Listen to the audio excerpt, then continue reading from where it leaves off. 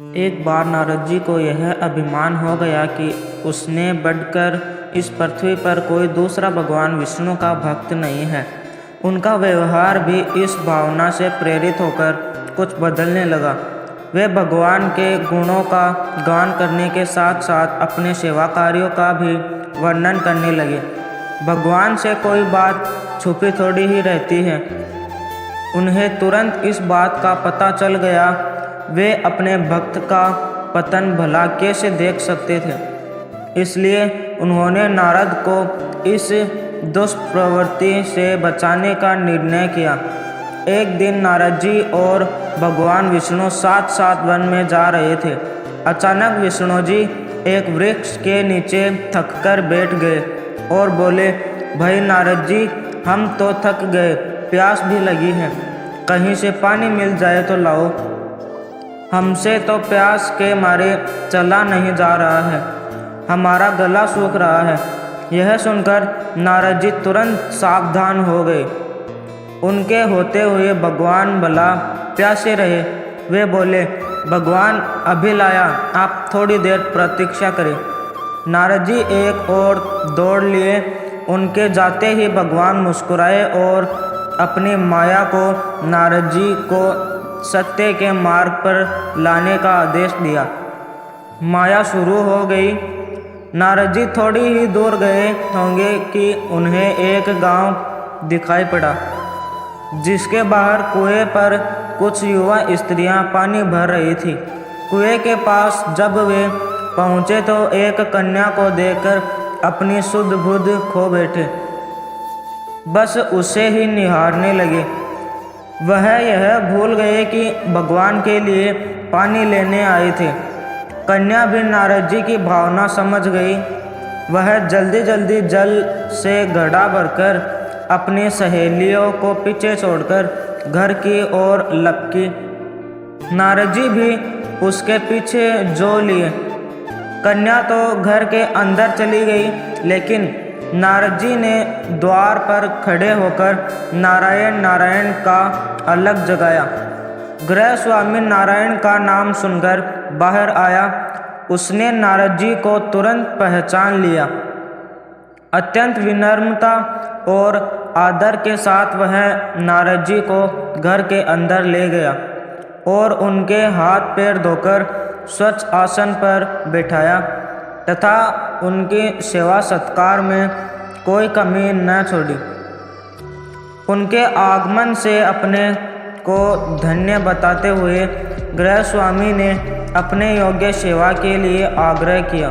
नारद जी बोले, आपके घर में जो आपकी कन्या जल का घड़ा लेकर अभी अभी आई है, मैं उससे विवाह करना चाहता हूँ। नारद जी की बात सुनकर गृह स्वामी एकदम चकित रह गया, लेकिन उसे प्रसन्नता भी हुई कि मेरी कन्या एक ऐसे महान योगी तथा संत के पास जाएगी। उनके स्वीकृति प्रदान कर दी और नारद जी को अपने ही घर में रख लिया। 2-4 दिन पश्चात शुभ मुहूर्त में उसने अपनी कन्या का विवाह नारद जी के साथ कर दिया तथा उन्हें गांव में ही उतनी धरती का टुकड़ा दे दिया। खेती करके वे आराम से अपना और अपने परिवार का पेट भर सके। अब नारद जी की वीणा एक खूंटी पर टंगी रहती, जिसकी ओर उनका ध्यान बहुत कम जाता। अपनी पत्नी के आगे नारायण को वे भूल गए। दिन भर खेती में लगे रहते, कभी हल चलाते, कभी पानी देते, कभी बीज बोते तो कभी निराई गुड़ाई करते। जैसे जैसे पौधे बढ़ते उनकी प्रसन्नता का पारावार न रहता। फसलें हर वर्ष पकती कटती, अनाज से उनके कोठार भर जाते। नारद जी गांव के एक संपन्न किसान माने जाने लगे। वर्ष दर वर्ष बीतते चले गए और नारद जी की गृहस्थी भी बढ़ती चली गई। 3-4 लड़के लड़कियां भी हो गई।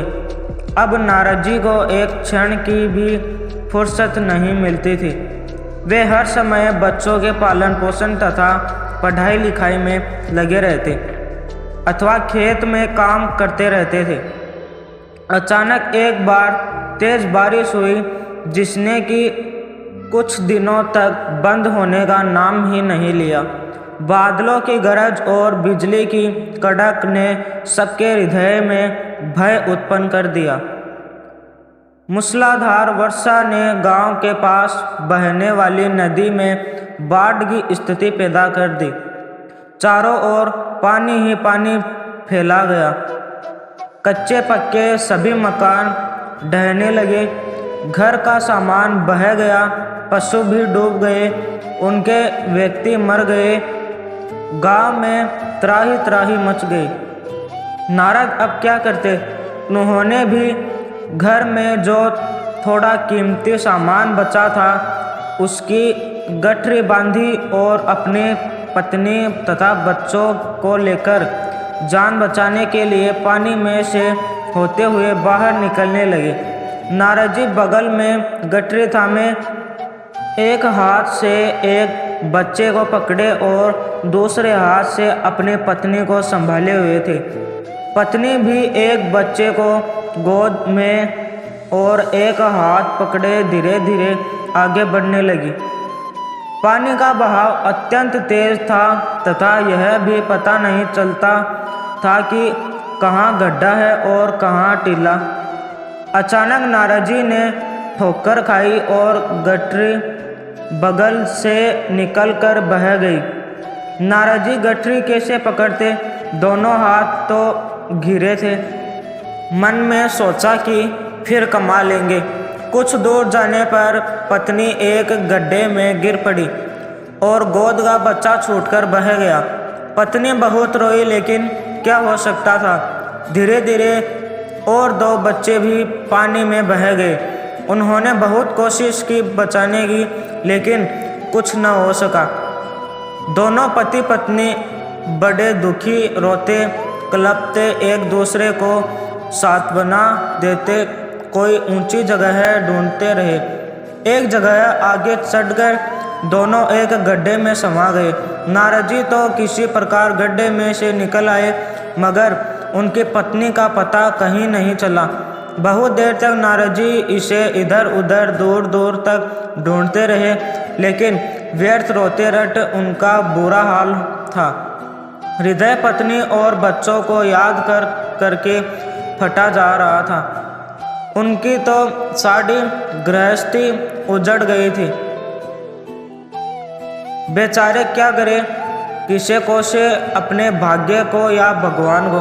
भगवान का ध्यान आते ही नारद जी के मस्तिष्क में प्रकाश फैल गया और पुरानी सारी बातें याद आ गई। वे किस लिए आए थे और कहाँ आ गए? ओहो, भगवान विष्णु तो उनकी प्रतीक्षा कर रहे होंगे। वे तो उनके लिए जल लेने आए थे और यहाँ गृहस्थी बसाकर बैठ गए।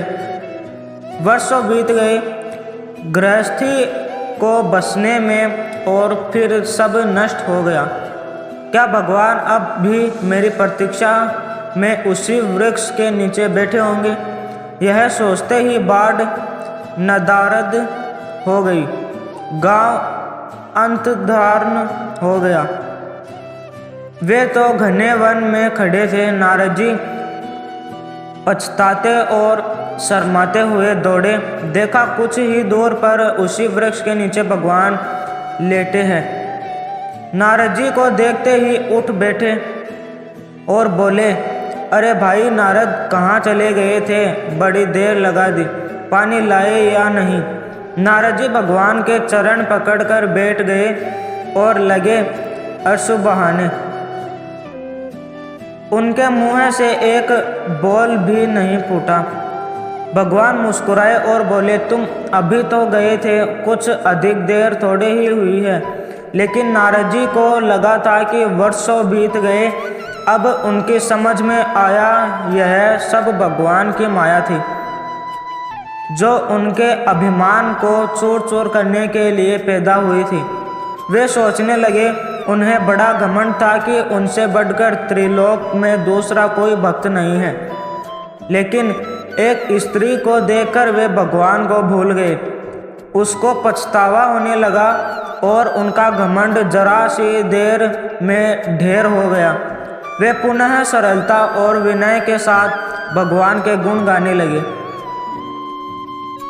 वीडियो अच्छा लगा हो तो लाइक करें, सब्सक्राइब करें और अपने दोस्तों में शेयर करें।